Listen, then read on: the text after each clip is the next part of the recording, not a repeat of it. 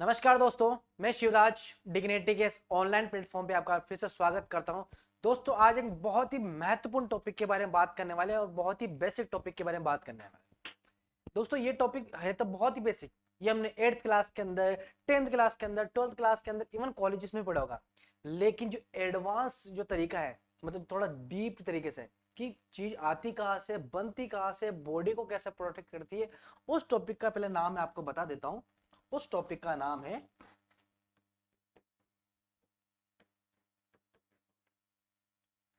Immunity. ठीक है, इस टॉपिक का नाम है इम्यूनिटी। दोस्तों, आपने बहुत बार देखा होगा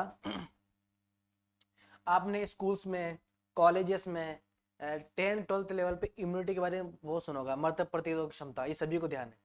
ठीक है, इसमें कोई यूनिक बात नहीं कि प्रतिरोधक क्षमता हमारी बॉडी में क्या करती है, हमारी बॉडी को क्या करती है, प्रोटेक्ट करती है। ठीक है, अब हम थोड़ा इसमें थोड़ा एडवांस तरीके से बात करेंगे। ठीक है, कि इम्यूनिटी हमारी बॉडी के अंदर कैसे बनती है। ठीक है, बनने के बाद कैसे प्रोटेक्ट करती हैं। ठीक है, कौन कौन सी सेल इसके अंदर इन्वॉल्व होती है, कैसे हमारे बाहर के पैथोजन को जो अंदर वाले पैथोजन से हमें किल करने के लिए बचाती है।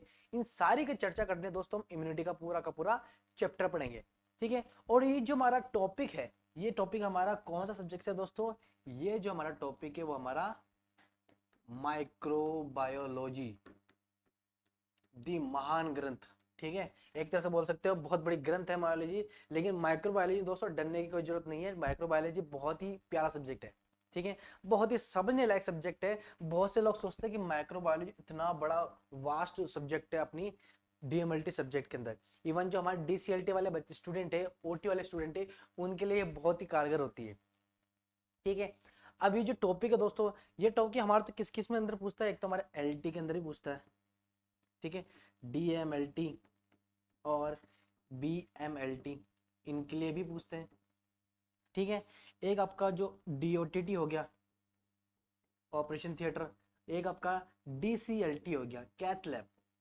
ठीक है, कैथ लैब से संबंधित ये भी ये कोर्सेज हो गए। इन सभी के अंदर आपके ये इम्यूनिटी जो टॉपिक है हमेशा आपसे पूछे जाता है। और ये टॉपिक सारे डिप्लोमा कोर्सेज, सारे डिग्री कोर्सेज के लिए सिमिलर है।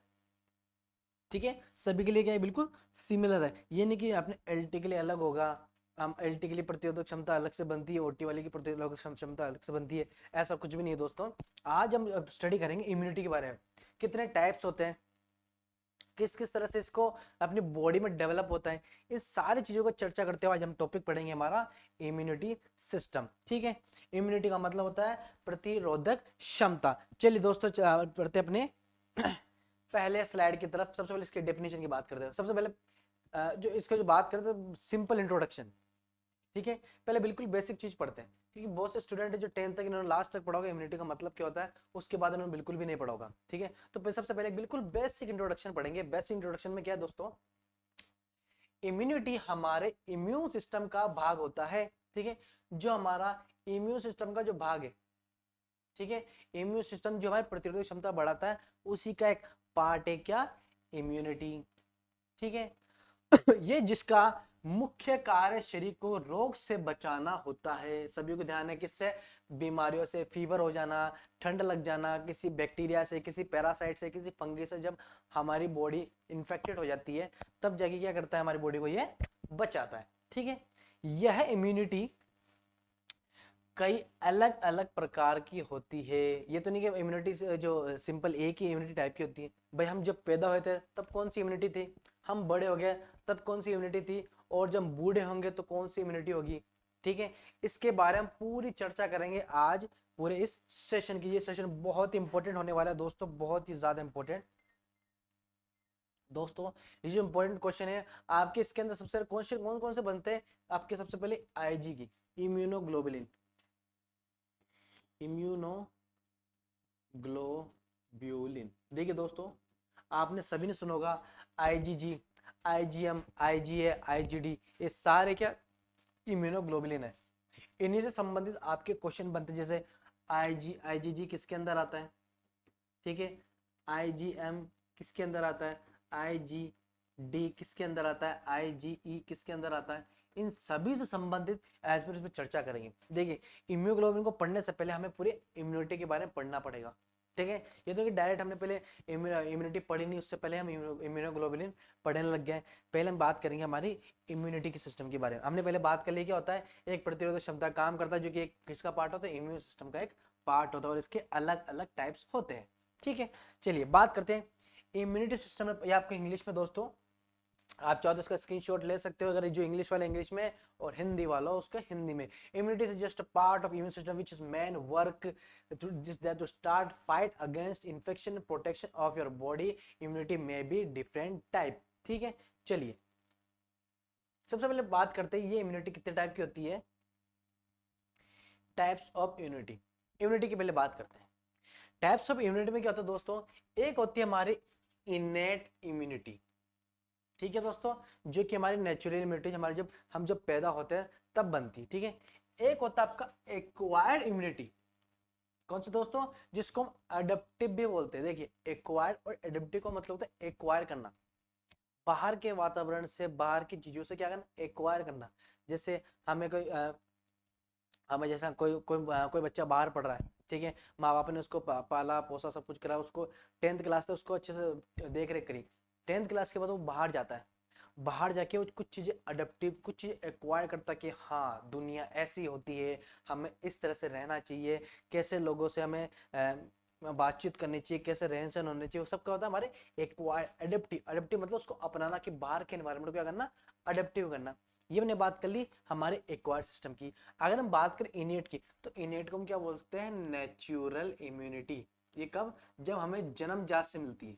कब दोस्तों, हमें जब जन्मजात से मिलती है इम्यूनिटी। ठीक है, ये बात कर ली मैंने इम्यूनिटी की।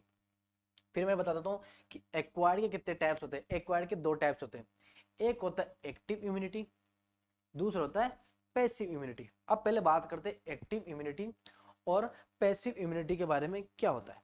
ठीक है, चलिए अब हम बात करते हैं एक्टिव इम्यूनिटी। दो टाइप की होती है, एक होती है नेचुरल, एक होती है आर्टिफिशियल। देखिए नेचुरल तो दोस्तों कब होगी, जब आपने देखा होगा न्यू बेबी बोर्न हुआ, ठीक है, न्यू बेबी बोर्न हुआ, अब उसके अंदर इम्यूनिटी कैसे बनेगी। ठीक है, अगर उसके अंदर कोई इम्यूनिटी, कोई एंटीबॉडी है ही नहीं, तो उसकी बॉडी को प्रोटेक्ट कौन करेगा। इसलिए जब नेचुरल इम्यूनिटी कब बनेगी, जब उसकी बॉडी के अंदर कोई इन्फेक्शन होएगा। इन्फेक्शन कैसे दोस्तों, जैसे आपने देखा होगा जो न्यूबॉर्न बेबी होते हैं वो सबसे ज्यादा उनको निमोनिया से ज्यादा ग्रस्त होते हो। आपने बहुत बार देखा होगा जो छोटे वाले जो बच्चे होते हैं, जो जैसे बोर्न हुए न्यूबॉर्न बेबी है, सबसे ज्यादा जो ग्रस्त होते हैं वो निमोनिया जैसी बीमारी से होते हैं। अब बात करते हैं निमोनिया जैसी बीमारी आ तो गई, अब उसके लिए कोई सिपाही कौन है जो उसकी बॉडी को प्रोटेक्ट करेगा। तो उसी वक्त जब कोई निमोनिया की कोई सी भी ऐसी डिजीज से इन्फेक्शन होगा, तब क्या होगा, बॉडी, उसकी बॉडी क्या बना लेगी, एक एंटीबॉडी बना लेगी। फिर इन फ्यूचर कभी भी उसका निमोनिया हुआ, जब वो 5 साल का हुआ, जब 10 साल का बाद हुआ या 15 साल के बाद हुआ, तो पहले से वो एंटीबॉडी इसकी बॉडी के अंदर पहले से प्रोड्यूस है। ठीक है, मतलब वो सिपाही पहले से उसने, जब वो बोर्न हुआ था तभी उसने खड़ा कर लिया था। अब कभी भी निमोनिया जैसी बीमारी आएगी तो उसको किल करने के लिए काम में आएगी। ये हमने बात कर ली पूरी किसकी, नेचुरल इम्यूनिटी की। एक बात करते हैं हमारी कौन सी, आर्टिफिशियल वैक्सीनेशन की। देखिए आप सभी ने सुना होगा पोलियो की 2 बूंद, 2 बूंद जिंदगी की, जो अपने अमिताभ बच्चन जी एड देते हैं, 2 बूंद जिंदगी की। इसमें क्या होता है दोस्तों, इसमें दोस्तों ये सिस्टम होता है कि जो वैक्सीनेशन, वैक्सीनेशन का मतलब तो आर्टिफिशियली, आपने देखा होगा पोलियो की 2 ड्रॉप छोटे से बच्चों को दी जाती है, इंजेक्शन दिए जाते हैं हेपेटाइटिस के, एड्स के, इन सभी के क्या होते हैं, पहले से क्या होता है, वैक्सीन दी जाती है कि इन फ्यूचर कभी भी इस तरह की बीमारी को उसको ग्रस्त हो सके। जैसे सपोज करो उसको पोलियो की बीमारी है, ठीक है, अगर उसने पोलियो की एंटीबॉडी, जो पोलियो की दवाई नहीं खाई, तो क्या पता उसके पैर लंगड़ा के चल सकता है, उसके हाथ पूरे पैरालाइज हो सकते हैं। ठीक है, उसका बॉडी का कोई सा भी पार्ट हो, उसका कुछ कुछ डिसएबिलिटी आ जाएगी। क्या ये दोस्तों, डिसएबिलिटी आ जाएगी अगर वहां पे क्या होगा, उसको पोलियो की दवाई नहीं दी जाएगी। ठीक है, एक अगर बात कुछ जैसे हेपेटाइटिस हो गया, ठीक है, एक हम जैसा हेपेटाइटिस हो गया, हेपेटाइटिस कहाँ पे इन्फेक्ट करता है, हमारी लीवर के अंदर इन्फेक्ट करता है। ठीक है, लीवर का क्या करता है, ये इन्फेक्ट करता है। अब हमने हेपेटाइटिस का पहले से उसको टीका नहीं दिया, ठीक है, हेपेटाइटिस का टीका जो कि आर्टिफिशियली बन चुका है, हेपेटाइटिस का टीका हमने पहले से उसके अंदर नहीं दिया, तो इन फ्यूचर उसको हेपेटाइटिस की बीमारी भी हो सकती है। हेपेटाइटिस के अंदर एक वायरस होता है जो कि कहाँ पे इन्फेक्ट करता है, उस बॉडी के लीवर के अंदर। अब हमने क्या करा, जैसे वैक्सीन है, हमने उसको पोलियो की दवाई, हेपेटाइटिस की वैक्सीन, एड्स का वैक्सीन, ये पहले से क्या कर दिया, उसके अंदर बॉडी के अंदर एंटर करवा दिया।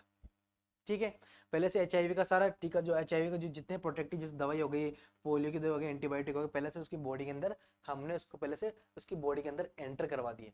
अगर इन फ्यूचर, ठीक है, अगर इन फ्यूचर इसको कभी भी इस तरह की बीमारियां हो जाए, तो पहले से इस जो इंजेक्शन है या इसके पहले से अंदर के सिपाही खड़े, ठीक है, इस सिपाही पहले से उसके अंदर खड़े कि अगर इन फ्यूचर 5 साल बाद, 10 साल बाद, 15 साल बाद अगर कभी भी उसको हेपेटाइटिस जैसी बीमारी हो जाती है या पोलियो जैसी बीमारी हो जाती है, तो पहले से इसकी बॉडी के अंदर वो सिपाही पहले से उपस्थित है उन बीमारियों से लड़ने के लिए। ठीक है, ये बात होती है हमारी इम्यूनिटी के अंदर, एक नेचुरली और एक होती है आर्टिफिशियली। नेचुरली तो जो हमारा न्यूबॉर्न बेबी होता है पहले से उसके पास बन जाती है, मतलब खुद ही अपने आप बना लेता है। ठीक है, जैसे किसी निमोनिया से किसी इन्फेक्शन, छोटे मोटे इन्फेक्शन से इन्फेक्ट हुआ, तो अपने यहाँ पे क्या बना लेता है, वो अपने यहाँ पे क्या बना लेता है, एक इन्फेक्शन एंटीबॉडी बना लेता है। ठीक है, फिर हम बात करते हैं जैसे कि हमारे आर्टिफिशियली हम पहले से उसके अंदर पहले से सिपाही खड़ा कर देंगे कि इन फ्यूचर अगर कभी भी उसके हैंडीकेप जैसी उपस्थिति आ जाए, एचआईवी जैसी कोई कंडीशन आ जाए या हेपेटाइटिस जैसी कंडीशन आ जाए, तो पहले से उसके अंदर एक सिपाही खड़ा होता है कि हम उसको प्रोटेक्ट करता है कि आज के 5 साल बाद, आज के 10 साल बाद या आज के 15 साल बाद कभी भी इस तरह की बीमारी हो जाती है, तो उसके लिए पहले से सिपाही हमने खड़े कर रखे, जिसकी वजह से इस तरह की बीमारियों से कभी ग्रस्त ना हो पाए। ठीक है, ये हमने बात करी पूरी एक्टिव की। ठीक है, अब हम बात करते हैं पैसिव इम्यूनिटी की। पैसिव इम्यूनिटी भी दो टाइप की होती है, एक होती है नेचुरल, एक होता है आर्टिफिशियल। देखिए, अब बात करते हैं जैसे कोई उस बच्चे को कोई इन्फेक्शन हुआ ही नहीं है, ठीक है, बच्चे को कोई इन्फेक्शन हुआ ही नहीं, तो उसके अंदर एंटीबॉडी और इम्यूनिटी सिस्टम कैसे बनेगा, ये भी क्वेश्चन है। जैसे हमने तो यहाँ बात कर ली थी इन्फेक्शन होगा, और अगर इन्फेक्शन होगा नहीं तो फिर क्या करेगा वो, ये भी तो बात है भाई, कि उसको इन्फेक्शन हुआ है तो फिर कहाँ से वो अपना किस तरह से अपना वो बना पाएगा। ठीक है, सपोज करो बच्चा बिल्कुल हेल्दी हुआ, उसको कोई बीमारी नहीं हुआ, कुछ भी इन्फेक्शन हुआ ना, कोई निमोनिया हो, कुछ भी नहीं हुआ, तो भाई उसका इम्यून सिस्टम बनेगा कैसे। तो अब बात करते हैं पैसिव इम्यूनिटी के बारे में। देखिए, इसको हम बोलते हैं, जो पैसिव टाइप है दो टाइप की होती है, जैसे नेचुरल और आर्टिफिशियल। इसके अंदर होगा मैटरनल एंटीबॉडीज। देखिए, मिल्क फीडिंग, ठीक है, मदर के दूध के अंदर एंटीबॉडीज पहले से प्रेजेंट होती, कोलेस्ट्रॉम जैसी पहले से क्या प्रेजेंट होती, एंटीबॉडीज प्रोड्यूस होती, जो कि क्या करती है, बाकी एंटीजन, बाकी इन्फेक्शन से लड़ने के लिए काम में ली जाती है।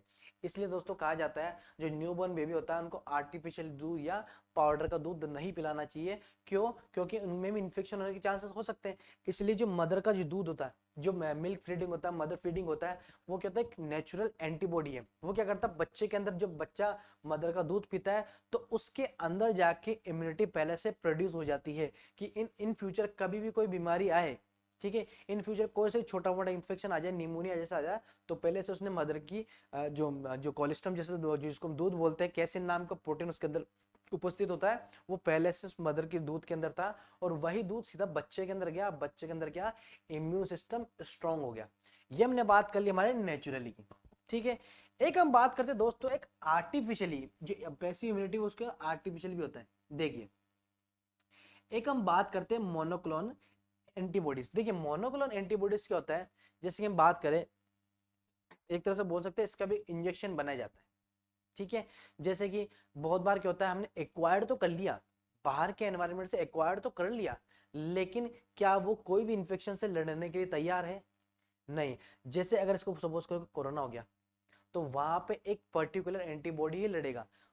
जैसे मैंने यहाँ पे सिपाही खड़ा कर दिया, ठीक है, और इस सिपाही का काम क्या होगा कि भाई तुझे सिर्फ कोरोना से लड़ना है। अगर इन फ्यूचर तुझे हेपेटाइटिस की बीमारी हो गई, ठीक है, निमोनिया की बीमारी हो गई, पोलियो की बीमारी हो गई, तो उससे प्रोटेक्टेड नहीं करूंगा। ये जो सिपाही मैंने खड़ा किया है वो सिर्फ और सिर्फ कोरोना के लिए खड़ा किया है। ठीक है, ये जो सिपाही मैंने खड़ा किया है वो सिर्फ कोरोना के लिए खड़ा किया है। और अगर बात करें कि भाई हमें हेपेटाइटिस का भी सिपाही चाहिए, एचआईवी का भी सिपाही चाहिए, और निमोनिया का भी सिपाही चाहिए, इन्फेक्शन का सिपाही चाहिए, तो उनके लिए कैसी एंटीबॉडी उनके अंदर एंटर करवाई जाती है कि भाई अलग अलग बीमारी के लिए अलग अलग सिपाही उसको प्रोटेक्ट करेगा। ठीक है, मतलब हर एक सेलिब्रिटी के लिए हर एक बॉडीगार्ड होता ही है, एक पर्सनल बॉडीगार्ड होता ही है उनके लिए। ठीक है, वैसे यही चीज कहना जाता है कि पर्टिकुलर बीमारी के लिए एक पर्टिकुलर एक इन्फेक्शन मतलब एक पर्टिकुलर सिपाही खड़ा होना चाहिए जो उसकी बॉडी को प्रोटेक्ट कर सके। ये हमने सिंपली सुपरफिशियली पढ़ लिया हमारा इम्यूनिटी सिस्टम। जिसके बारे में बोल रहा था कि थोड़ा एडवांस तरीके से पढ़ेंगे इम्यूनिटी, वही है हमारी एडवांस तरीके की। ठीक है, आप चाहो तो उसको स्क्रीनशॉट ले सकते हो दोस्तों। चलते हैं हमारे अगले क्वेश्चन की तरफ। चलिए, अगला क्वेश्चन क्या है, अगली स्लाइड से अपनी डेफिनेशन के साथ इनेट इम्यूनिटी की बात करते हैं।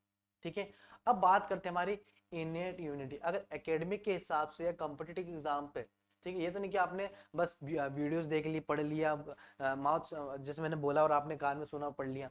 आपको कुछ मैटर तो चाहिए लिखने के लिए, आपको कुछ मैटर तो चाहिए कि स्नैप एंड शॉट स्टडी कर सकते हैं। देखिए, ये जो मैटर आपका एक एज ए एकेडमिक के तौर पे भी आप इसमें काम में ले सकते हो, प्लस आपकी किसमें कॉम्पिटिटिव एग्जाम के लिए भी काम में ले सकते हो। कि आपको जैसे जो आपको कोई एग्जाम होने वाला, कोई पैरामेडिकल, बीएसएफ का, एम्स का, सेंट्रल लेवल्स का, आरबी रेलवेज का, ठीक है, इनके अंदर एग्जाम होते हैं, तो इनके अंदर भी इम्यूनिटी नाम के चैप्टर सिलेबस में दिया होता है। और जाहिर सी बात है, इम्यूनिटी का अगर उस सिलेबस में दे रखा होगा तो छोटा मोटा दे तो नहीं रखा होगा, थोड़ा सा एडवांस लेवल में होगा। ठीक है, चलते हमारे इनेट इम्यूनिटी की तरफ, डेफिनेशन के बारे में। आप चाहो तो इसका भी स्क्रीनशॉट ले सकते हो। देखिए, इनेट इम्यूनिटी वो इम्यूनिटी होती है जो कि जन्म से पहले ही मां के द्वारा प्राप्त होती है। देखिए, इनेट इम्यूनिटी कौन सी है कि जन्म से पहले मां के द्वारा किसके अंदर, बच्चे के अंदर इम्यूनिटी प्रेजेंट होती है। ठीक है, इससे इनेट इम्यूनिटी कहा जाता है, मतलब नेचुरल इम्यूनिटी कहा जाता है। ठीक है, नेचुरल इम्यूनिटी कहा जाता है। और यह इम्यूनिटी पीढ़ी दर पीढ़ी ट्रांसफर होती जाती है। ठीक है, जैसे कि अब ये इम्यूनिटी पहले मदर के अंदर थी।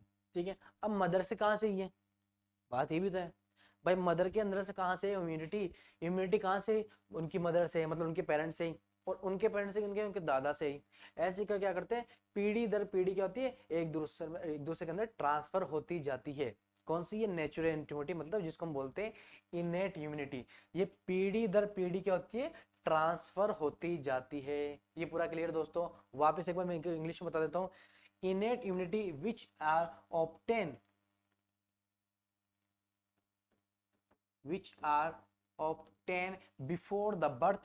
This immunity is genetically transferred one generation to another generation। मतलब जेनेटिकली मतलब पीढ़ी दर पीढ़ी एक जनरेशन से लेकर दूसरी जनरेशन तक ट्रांसफर होती रहती है। जैसे कि आपके माता पिता में जो इम्यूनिटी थी वही अपने अंदर आई, अब जो अपनी इम्यूनिटी वो अपने बच्चों के अंदर जाएगी, और अपने बच्चों की इम्यूनिटी उनके बच्चों के अंदर जाएगी। ठीक है, ये कॉन्सेप्ट हमेशा लाइफ टाइम चलता ही रहता है। ये हमने बात कर ली पूरी इम्यूनिटी की डेफिनेशन के बारे में।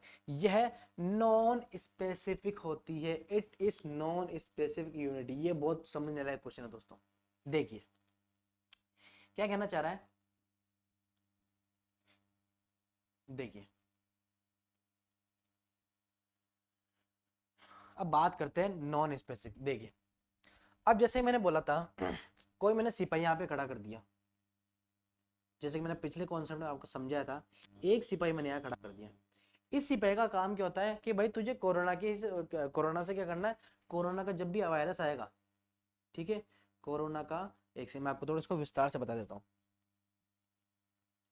देखिए, इसमें इसने क्या बोला, नॉन स्पेसिफिक है। क्या होती है, नॉन स्पेसिफिक। ठीक है भाई, ये होती है नॉन स्पेसिफिक। नॉन स्पेसिफिक का मतलब होता है जैसे कि अब उसके अंदर क्या बोल रखा है कि भाई तुझे सिर्फ कोरोना का ही कौन सा वायरस मारना है, एक सिपाही उसके अंदर खड़ा कर दिया। ठीक है, पहले हम नॉन स्पेसिफिक की बात करें फिर स्पेसिफिक की बात करेंगे। ये नॉन स्पेसिफिक कौन सी है, मतलब ये सिर्फ पर्टिकुलर इन्फेक्शन से ही लड़ सकती है। सपोज करो अगर उसको पोलियो हो गया, ठीक है, ये पेशेंट है, पेशेंट को बेचारों को क्या हो गया, पोलियो हो गया। ठीक है, अब पोलियो की उसके अंदर पहले से वैक्सीन थी नहीं। ठीक है, उसके उसके माँ बाप ने एक्टिव थे नहीं, इतने जागरूक थे नहीं कि पोलियो का मतलब क्या होता है, पोलियो को देने से क्या होता है, उसके माँ बाप को ध्यान नहीं था। अधिकतर दोस्तों गांव के अंदर ज्यादा होता है। इसमें क्या बोला, इसने इसको पोलियो की दवाई दी नहीं थी बच्चे को, तो उसकी वजह से क्या, बच्चे का हैंडीकेप्ड हो गया।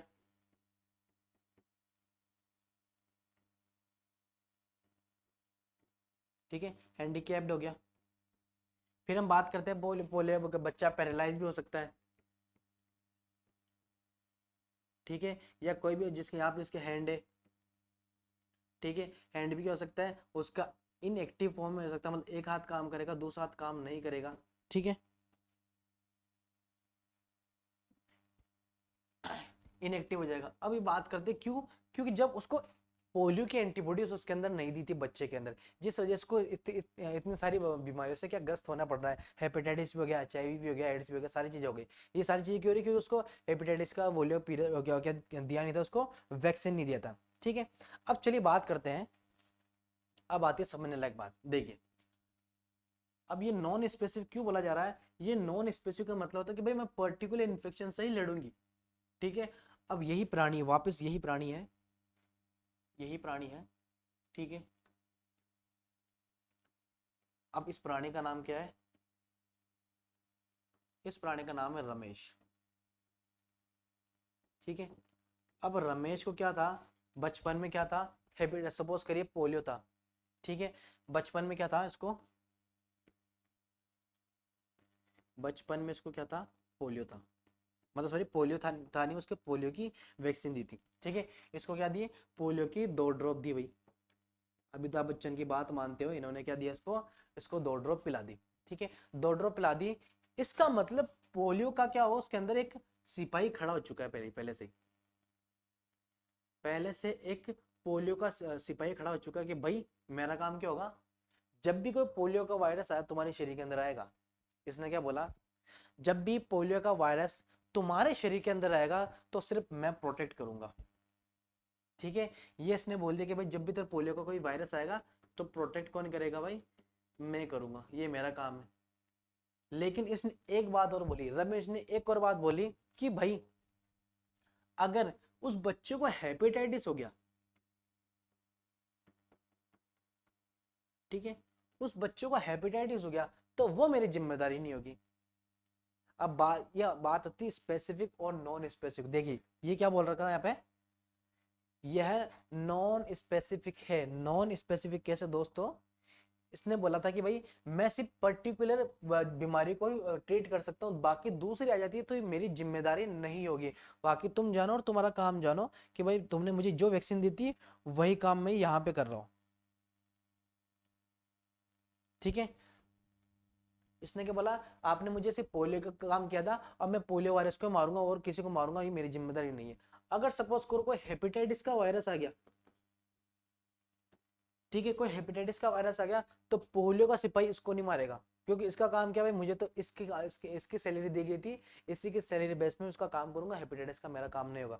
तो पोलियो का वायरस क्या करेगा, इसको क्या करेगा, इन्फेक्ट कर देगा, क्या करेगा, इसको इन्फेक्ट कर देगा, क्यों, क्योंकि उस वक्त उसको हेपेटाइटिस वायरस का टीका नहीं लगाया गया था, ठीक है दोस्तों, उस वक्त हेपेटाइटिस का उसको टीका नहीं लगाया गया था, मतलब कह सकते हैं कि हेपेटाइटिस का वायरस का जो सिपाही है यहाँ पे खड़ा नहीं किया गया था, इसलिए इसको नॉन स्पेसिफिक बोला जाता है। अगर स्पेसिफिक होता तो पर्टिकुलर कि भाई मैं जैसे वैक्सीन लगा दी, मैं सबके साथ लड़ सकता हूँ, ठीक है, सभी के साथ लड़ सकता हूँ, ये हमने बात कर दी हमने नॉन स्पेसिफिक की। आई होप आपको समझ में आ चुका होगा। चलते हमारे अगले क्वेश्चन की तरफ, देखिए यह किसी भी प्रकार की मेमोरी नहीं रखता है, it is not characterize memory. देखिए मेमोरी का मतलब बिल्कुल यही कॉन्सेप्ट है दोस्तों, इसकी मेमोरी क्या थी, मतलब इसकी जो सिपाही की मेमोरी क्या थी कि मैं पोलियो का वायरस आ गया उसी को मारूंगी, दूसरा है तो नहीं मारूंगी, इसका मतलब ये मेमोरी याद नहीं रखती, इसका मेमोरी काम क्या बस और सिर्फ पोलियो के वायरस को ही मारेगी, दूसरे वायरस को नहीं मारेगी, इसकी मेमोरी की बात कर रहे हैं यहाँ पे, कौन सी, ये बात कर रहा था कि ये मेमोरी किसी की भी मेमोरी नहीं रखती है, एक बार वो इन्फेक्ट कर दिया तो कर दिया, मुझे मतलब नहीं है, मुझे सब जिसका काम दिया गया था उसी का काम यहाँ पे करूंगा, ठीक है। ये बात कर ली हम इनेट इम्यूनिटी के बारे में, पूरे इसकी डेफिनेशन के बारे में, और किस अब अगर बात करें मैं इस इनेट स्पेसिफिक बारे की, तो कौन कौन 3 टाइप की होती है, स्पेसिस्ट इम्यूनिटी, रेशियल इम्यूनिटी और इंडिविजुअल इम्यूनिटीज की टाइप्स होती है, ठीक है। चलिए अब बात करते हैं फैक्टर्स अफेक्टिंग, प्रभावित करने वाले कारक, जो हमारी इम्यूनिटी है, जो हमारे प्रतिरोधक क्षमता है, उसको कौन कौन सी चीजें को अफेक्ट कर सकता है, कौन कौन सी चीजें प्रभाव कर सकती है हमारी इम्यूनिटी को, ठीक है। जैसे कि एज के साथ साथ इम्यूनिटी भी कम होती जाती है, ठीक है, reduce the power of immunity according to age, ठीक है। अब यहाँ पे तो बच्चा था, यहाँ पर तो क्या स्ट्रॉन्ग था, यहाँ जब वो क्या था चाइल्ड था, अब धीरे धीरे ओल्ड एज में चला गया। अब भाई अब धीरे धीरे क्या ओल्ड एज में चला गया। अब जरूरी तो नहीं जो इम्यूनिटी उसका जो बचपन में बन चुकी थी वही हमारी किसके अंदर बुढ़ापे में रहेगी। इसलिए बहुत बार देखोगा जो बूढ़े लोग रहते हैं, ठीक है, जैसे आपके दादाजी हो गए, आपके दादी जी हो गए, जो कहीं भी आपके आसपास हमने बूढ़े लोग देखे होंगे, वहां पे उनकी धीरे धीरे कोई बहुत बार देखोगा कभी उनको खांसी चलती रहती है, ठीक है, कभी उनको उल्टी लगती रहती है, और कई कई के बहुत कई कई तरह की उनकी बीमारी होने लगती है। डॉक्टर के पास बहुत बार ले जाते होंगे आपके पिताजी आपके माताजी उनको, ठीक है, क्यों? क्योंकि उस वक्त क्या होता है उनकी इम्यूनिटी धीरे धीरे क्या होती जा रही है, उनको कम होती जा रही है। मतलब एक तरह से ये फैक्टर हो चुका है कि कौन इम्यूनिटी का प्रभाव कौन कौन से डाल सकता है, एज। क्या इम्यूनिटी का प्रभाव कौन डाल सकता है, एज, उम्र। उम्र भी क्या कर सकती है, उसको प्रभाव पे डाल सकती है। ये हमने बात कर ली एज के अकॉर्डिंग। न्यूट्रिशन की कमी मात्रा कम हो जाने से भी इनेट इम्यूनिटी प्रभावित होती है। Due to low nutrition, due to low nutrition the power of innate immunity is reduce. देखिए अगर उसको सही मात्रा में कुपोषण नहीं मिलेगा, सही मात्रा में न्यूट्रिशन भी नहीं मिलेगा, तब क्या होगा, उसको इनेट इम्यूनिटी भी क्या होगा, रिड्यूस होगी। देखिए बहुत बार देखोगा बहुत से बच्चों को कुपोषण से शिकायत हो जाते हैं, ठीक है, कुपोषण से ज्यादा शिकायत होते हैं क्यों, उनको ठीक से खाना ना उनको खाना मिल पाता है, खाना उनको मिलता नहीं, ठीक से प्रोटीन नहीं मिलता है, विटामिन नहीं मिलते हैं, ठीक है, ऐसी चीजें उनको क्या समय से नहीं मिलने की वजह से भी उनकी इम्यूनिटी बिल्कुल कमजोर हो जाती है। क्योंकि इनेट इम्यूनिटी क्या बोलती है कि मुझे भी पावर, मुझे आपको पावर देने के लिए मुझे भी तो पावर चाहिए। जो इनेट इम्यूनिटी है उसका क्या कहना है कि भाई तुम्हें अगर मैं पावर दूंगा तो भाई मुझे भी तो पावर चाहिए, मुझे भी तो कुछ ऐसी चीज दो जो मैं आपको पावर में कन्वर्ट कर सकूं। जैसे खाना हो गया, जूस हो गया, पानी होगा, ये सब चीजें मुझे समय से मिलती रहेगी, तभी तो मुझे एनर्जी मिलेगी और मैं तभी तो आपकी इम्यूनिटी को प्रोटेक्ट करूंगा। अगर उसको ठीक से खाना पानी पीने नहीं मिल रहा तो उसको इम्यूनिटी कौन ठीक करेगा। तो ये एक तरह से ये भी क्या है, एक प्रभाव है, एक तरह से इफेक्ट है अपनी इनेट इम्यूनिटी के बारे में, ठीक है। हॉर्मोन्स हॉर्मोन्स के काम या ज्यादा कम या ज्यादा होने से भी इनेट इम्यूनिटी प्रभावित हो सकती है, जैसे कि हमारे डायबिटीज। देखिए इंग्लिश में भी पढ़ लेते, due to hormone disbalance affect a innate immunity as during the diabetic. देखिए आपने सभी ने एक इंसुलिन हार्मोन का नाम सुना होगा, ठीक है, इंसुलिन हार्मोन जो कौन जिसको कंट्रोल कौन करता है, हमारी पिट्यूटरी ग्लैंड उसको क्या करती है, उसको कंट्रोल करती है, जो कि कहाँ से रिलीज होता है, एड्रेनल या थायराइड ग्लैंड से रिलीज होता है। अब बात करें, जैसे ये बोल रहा है कि हमारे जो इनेट इम्यूनिटी है उसको और प्रभाव कर सकता है हमारे जो हॉर्मोन्स के डिसबैलेंस को। ये भी हमारे किसको इन्फेक्ट कर सकता है, अफेक्ट कर सकता है हमारी इम्यूनिटी को। कैसे? आपने इंसुलिन का नाम सुना होगा। इंसुलिन हमारी बॉडी का एक नेचुरली प्रोड्यूस होता है। वो क्या करता है, हमारी बॉडी की डायबिटिक जो डायबिटिक वाले जो मात्रा रहती है इसको क्या करता है, उसको कंट्रोल करने में काम करता है, ठीक है। उसको क्या करता है, कंट्रोल करने के लिए काम करता है हमारा इंसुलिन हार्मोन, जो कि क्या कम करने के लिए करता है, वो डायबिटिक की वैल्यू ज्यादा ना हो जाए इसलिए, और इंसुलिन हार्मोन क्या करता है, इसको कम करने में मौजूद करता है। अगर आप मतलब डायबिटीज वाले पेशेंट है, अगर आप ज्यादा मीठा खा रहे हो, बाहर का जंक फूड ज्यादा खा रहे हो, या बाहर का शुगरी स्नैक्स मतलब आइसक्रीम खा ली, चॉकलेट खा ली, ये चीजें का आप सेवन ज्यादा कर रहे हो, तो डायबिटीज की वैल्यू ऑब्वियसली ज्यादा बढ़ेगी। अब इंसुलिन क्या बोलता है कि मेरी लिमिट तो सिर्फ लिमिटेड है, आप जितना खाना खा रहे हो, फैटी एसिड जैसा खाना खा रहे हो, शुगरी स्नैक्स खा रहे हो, तो उसमें मेरी जिम्मेदारी नहीं है। इंसुलिन का बोलना क्या होता है कि भाई मैं एक लिमिट तक काम कर सकता हूँ। अगर आप दिन में 5-6 बार चाय पी रहे हो, बाहर का स्नैक्स खा रहे हो, मीठी चीजें ज्यादा खा रहे हो, तो मेरा क्या होगा, हार्मोन क्या होगा, मेरा हार्मोन डिसबैलेंस हो जाएगा। तो ये भी एक तरह का कारण हो गया किसको, हमारे इनेट इम्यूनिटी को अफेक्ट करने के मतलब प्रभाव करने के लिए, ये भी एक कारण हो चुका है। मतलब 3 कारण है, ठीक है। 3 कारण कौन कौन से, 3 कारण, एक तो एज हो गया, एक अपना हार्मोन हो गया, और एक हमारा कौन सा, न्यूट्रिशन नहीं मिलने से भी क्या हो सकता है, इनेट इम्यूनिटी हमारी रिड्यूस हो सकती है, ठीक है। चलिए आई होप आपको ये प्रभाव समझ में आ चुके होंगे। चलते हैं हमारे नेक्स्ट स्लाइड की तरफ। अब बात करते हैं हमारे जो हमारी कौन सी थी, हमारी एक्वायर्ड के 2 टाइप्स थे, मैंने आपको बताया था एक्वायर्ड के 2 टाइप्स थे इस तरह से, ठीक है। एक्वायर्ड के 2 टाइप से, एक्टिव और पैसिव, और इनके भी 2 टाइप है, नेचुरल आर्टिफिशियल, और इसके भी 2 टाइप है, नेचुरल और आर्टिफिशियल, ठीक है। अब चलते हैं हमारे एक्टिव एक्वायर्ड इम्यूनिटी के बारे में। ठीक है। एक्टिव एक्वायर्ड इम्यूनिटी के बारे में पढ़ेंगे। तो एक्टिव कौन से दो टाइप की होती है, देखिए एक्टिव इम्यूनिटी दो भागों में बांटी गई है, ठीक है। दो कौन से, एक नेचुरल एक्टिव इम्यूनिटी, मतलब नेचुरल एक्टिव एक्वायर इम्यूनिटी, और एक हमारी आर्टिफिशियल एक्टिव एक्वायर इम्यूनिटी, ठीक है।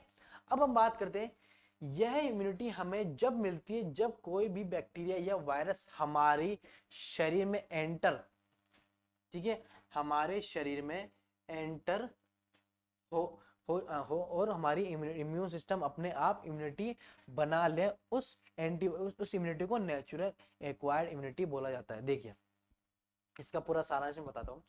जैसे कि छोटा बच्चा है, न्यू बॉर्न बेबी है, ठीक है। अब उसके अंदर पहले से इम्यून सिस्टम बना नहीं, क्योंकि अभी अभी जस्ट बोर्न हुआ ही है, ठीक है। अब जस्ट बोर्न हुआ ही है तो अब उसमें इम्यूनिटी कहाँ से बनेगी, ठीक है। अब सपोज करो उसको छोटा सा फीवर हो गया, ये छोटा सा निमोनिया हो गया, ठीक है।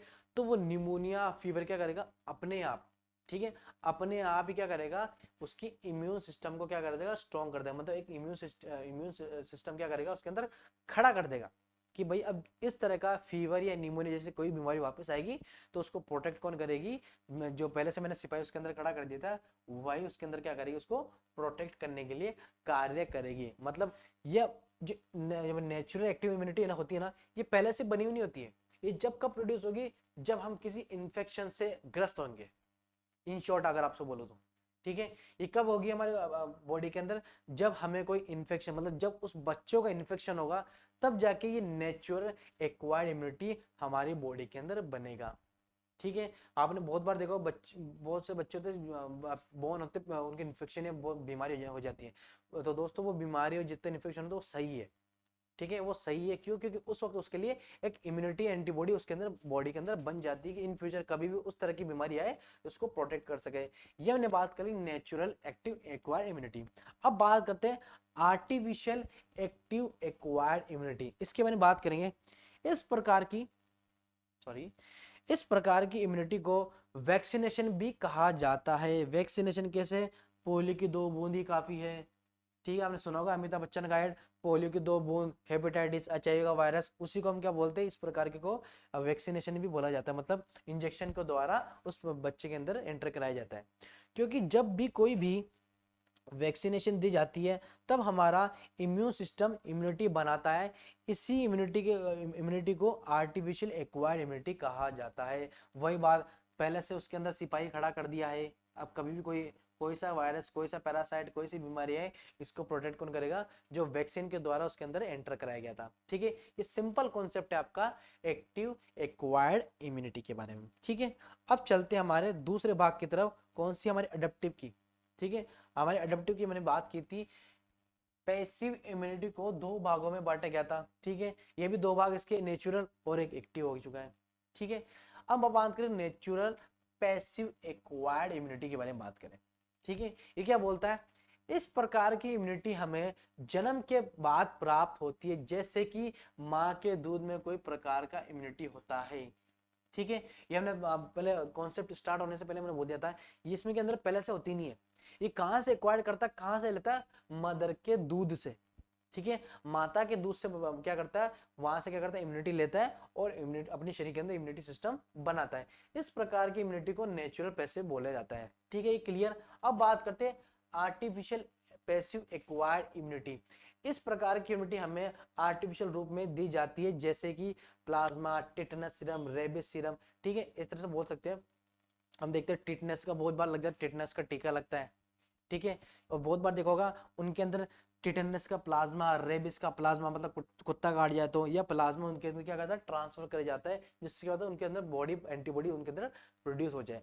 अब बात करते हैं दोस्तों, छोटा सा कॉन्सेप्ट है, उसके बारे में पढ़ते हैं। देखिए छोटा सा कॉन्सेप्ट क्या है, एक हम बात करते हैं इनेट इम्यूनिटी के बारे में, ठीक है। इनेट इम्यूनिटी, देखिए इम्यूनिटी आपने बात कर ली, जन्मजात समय में जब मिलता है। और इसको और क्या क्या टाइप्स हो सकते हैं, इसके टाइप्स हो सकते हैं, जैसे हमारी स्किन, ठीक है, हमारा नोज, ठीक है, रेस्पाई रेस्पायरेटरी ट्रैक्ट, ठीक है, एक यूरिनो ट्रैक्ट। अब बात करते हैं इनके बारे में, चर्चा करते हैं। देखिए इनके साथ साथ हमारे बॉडी के और भी तो चीजें इन्फेक्ट करती है। एक तो हम बात करते हैं बॉडी के अंदर जाके हमें इन्फेक्ट करता है और हमें वहां पे क्या होता है, एंटीबॉडी बढ़ाता है, उस वक्त हमारे क्या करता है, बीमार होते हैं। एक हम बात करते हैं हमारे शरीर के बाबा हमें कौन कौन बचाता है भाई, ये भी तो कारण है। जैसे कि मैंने बात करते हैं स्किन, स्किन हमें किस किस चीजों से बचाती है, जैसे कि बैक्टीरिया हो गए, ठीक है, कोई पैरासाइट हो गया या कोई इन्फेक्शन हो गया, इन चीजों से क्या करता है, इन चीजों से हमारी स्किन से क्या करता है, बचाता है। ये बोल सकते हैं ये भी तो एक तरह से नेचुरल एंटीबॉडी भाई। स्किन हमारे किधर खाल है, खाल अगर ये खाल होती नहीं तो कितने सारे बैक्टीरिया हमारे यहाँ पे लग जाते हैं, और बैक्टीरिया लग जाते हैं कितने तरह के इन्फेक्शन होते हैं। तो एक तरह से स्किन भी हमारा क्या है, एक तरह से प्रोटेक्टिव लेयर है, ठीक है। अब बात करते हैं हमारी नोज की। आपने बहुत बार देखा होगा नोज के अंदर बहुत सारे हेयरी स्ट्रक्चर बना होता है, ठीक है, बहुत सारे हेयर स्ट्रक्चर बना होता है, हेयर होते हैं खूब सारे। अब दोस्तों ये हेयर क्या करते हैं, ये हेयर क्या करते हैं, जब भी कोई डस्ट पार्टिकल, कोई भी जो बड़ा पार्टिकल हमारे नोज के अंदर जाए, तो ये हेयर क्या करते हैं, वहां पे इसको क्या कर लेते हैं, ट्रैप कर लेते हैं, ठीक है। वहां पे क्या करते हैं, इसको पकड़ लेते हैं, और पकड़ने के बाद उसको अपने शरीर के अंदर से अंदर जाने के लिए रोकते हैं, इसलिए वो हेयर वहां पे मौजूद होते हैं।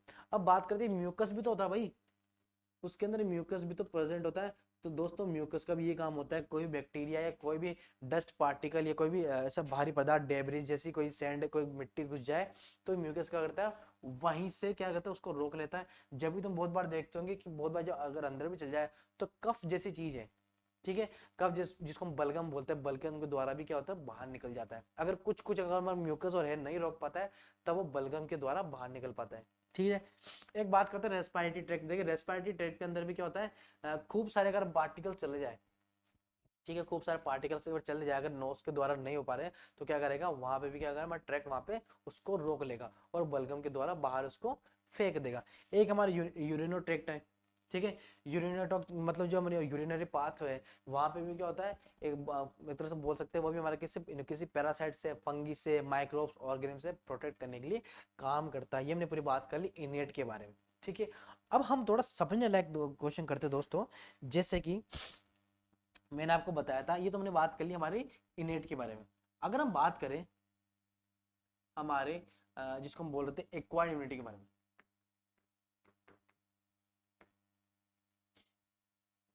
सेकेंड,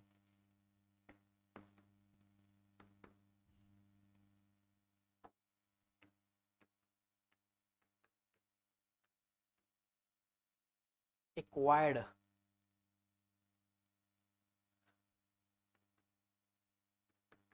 अब बात करते हैं हमारे एक्वायर्ड इम्यूनिटी के बारे में। अब भाई ये कैसे प्रोटेक्ट करता है हमारी बॉडी को, ये भी बहुत ही समझने लायक क्वेश्चन है दोस्तों। ये कैसे हमारी बॉडी के अंदर प्रोटेक्ट करता है, ठीक है, चलिए।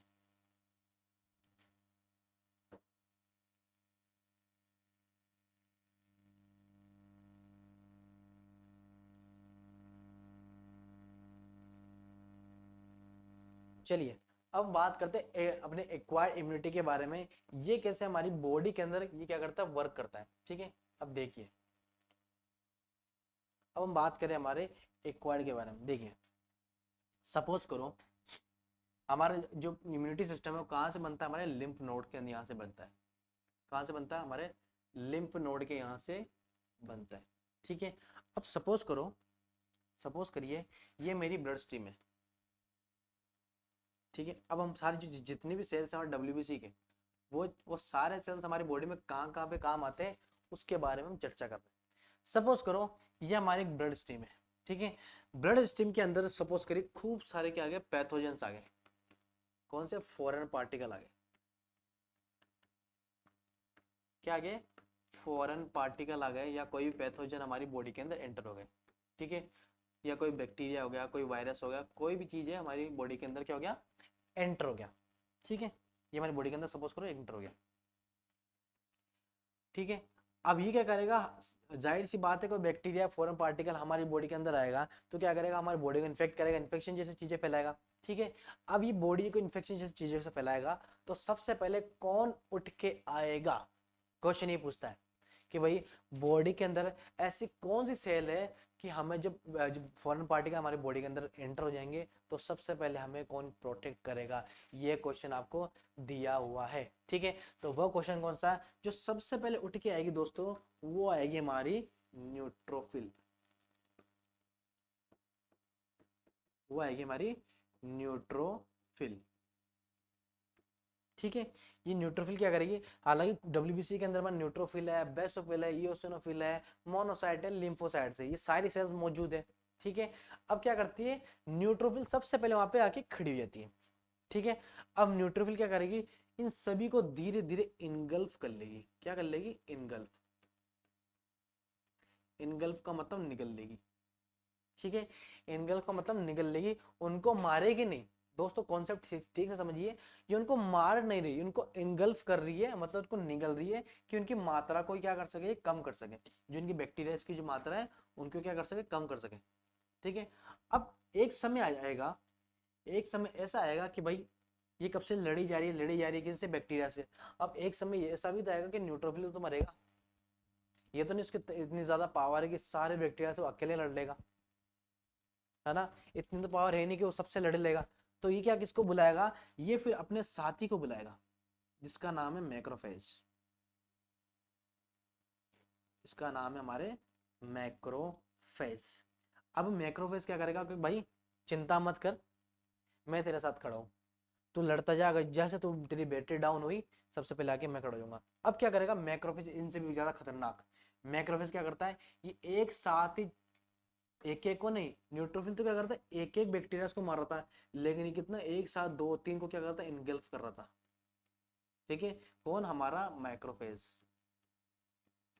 देखिए पूरा कॉन्सेप्ट एकदम सीक्वेंस वाइज है, पहले कौन सी आएगी, न्यूट्रोफिल आएगी हमारे बॉडी के अंदर हमें प्रोटेक्ट करने के लिए, जिसको हम भक्षण कोशिका नाम से भी जानते हैं। और न्यूट्रोफिल की मात्रा हमारे शरीर के अंदर कितनी होती है, लगभग 50 से 60%। ठीक है, 50 से 60% न्यूट्रोफिल की मात्रा हमारी बॉडी के अंदर होती है, डब्ल्यूबीसी की। ठीक है, जिसको हम क्या बोल, जिसको पहचानेंगे कैसे, इसकी इस तरह से होती है न्यूट्रोफिल, 1 2 3 4 5 और 6। ठीक है, जिसके अंदर 2 से 6 लोब उपस्थित है उसको हम क्या बोलेंगे, न्यूट्रोफिल। ठीक है, जिसको हमारे 2 से 6 लोब उपस्थित हमें दिख जाएंगे तो उसको क्या हम बोलेंगे, उसको हम बोलेंगे न्यूट्रोफिल। ठीक है, अब एक समय ऐसा है कि न्यूट्रोफिल मारता गया लड़े करता गया, अब भाई वो भी तो थकेगा, भाई उसकी तो इतनी लिमिट है नहीं कि सबसे लड़ पाएगा, उसकी भी तो एक लिमिट है। तो वो क्या करेगा, यहाँ से लड़ते लड़ते क्या करेगा, अब इसकी बैटरी हो जाएगी, डाउन हो जाएगी। न्यूट्रोफिल क्या बोला, भाई अब भाई मेरा तो काम हो गया, भाई मैं तो बिल्कुल अब डाउन हो चुका हूँ, मेरी बैटरी हो चुकी डेड। अब इसको बोलता है, अपने दोस्त को बुलाता है, मैक्रोफेज, मैक्रोफेज अब तू आ भाई, मैं तो मेरी बारी तो खत्म हो चुकी है, मैं तो अपनी लिमिट लो हो चुकी है, मैं तो किसी को मार नहीं पाता हूँ। अब ये क्या करेगा, मैक्रोफेज यहाँ पे क्या करेगा, इसको वार करेगा। मैक्रोफेज सीधा 2-3 बैक्टीरिया को एक साथ मारता है। अब एक समय ऐसा भी था, मैक्रोफेज कब तक मारेगा भाई, फिर एक समय ऐसा आएगा कि मैक्रोफेज भी क्या हो जाएगा, डाउन हो जाएगा। ठीक है, मैक्रोफेज भी क्या होगा, डाउन हो जाएगा।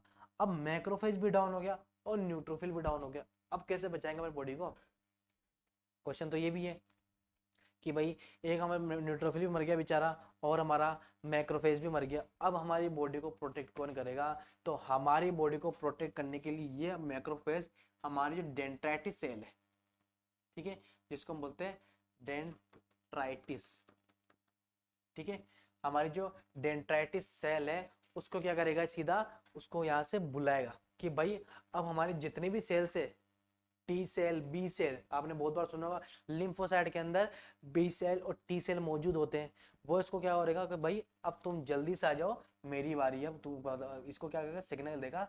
और ये किसको सिग्नल देगा, ये फिर सिग्नल देने के लिए आएगा हमारे लिम्फ नोड के अंदर। ठीक है, ये किसके अंदर आएगा, हमारे लिम्फ नोड के अंदर। और सबसे पहले जो मदद मांगेगा, सबसे पहले मदद मांगेगी हमारी टी सेल से, कौन सी, टी सेल। ठीक है, इनसे क्या आएगा, धीरे धीरे इसको क्या करेगा, ये इसको लड़ने आएगा। ठीक है,